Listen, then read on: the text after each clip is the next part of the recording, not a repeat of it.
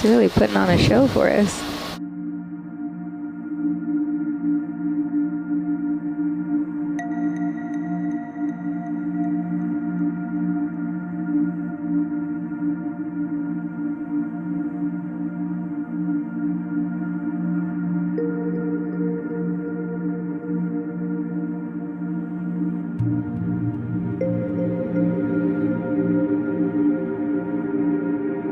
Wow.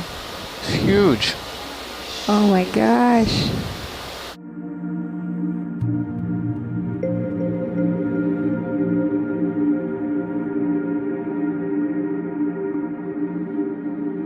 These are very rare animals, so every time we see one, it's exciting and new. We think that it does that to make itself appear to be very big and difficult for a predator to eat. So I think what it's doing is reacting to the sub. When they first see it, the octopod has the webs that are between the arms strongly withdrawn so that they're pulled up really tight. And then it relaxes those webs and forms what's called a balloon behavior.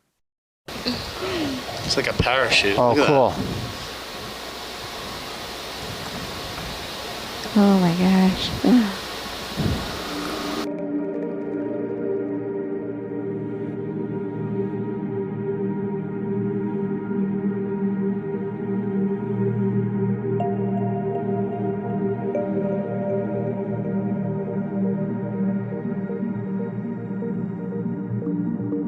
That one is in the Pacific Ocean. It looks like it's a species that's known from the Atlantic Ocean, but it may be an undescribed species, and I would not know for sure unless I collected the specimen and was able to examine the internal biology of it. There's actually two kinds of octopods that have fins like that.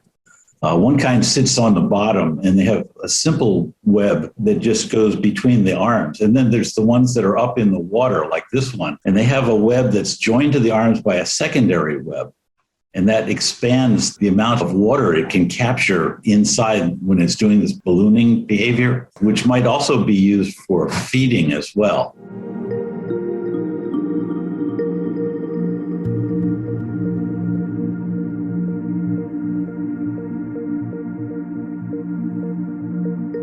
The more observations that we get, the more that we can piece together how it behaves down in the deep, dark ocean where it lives.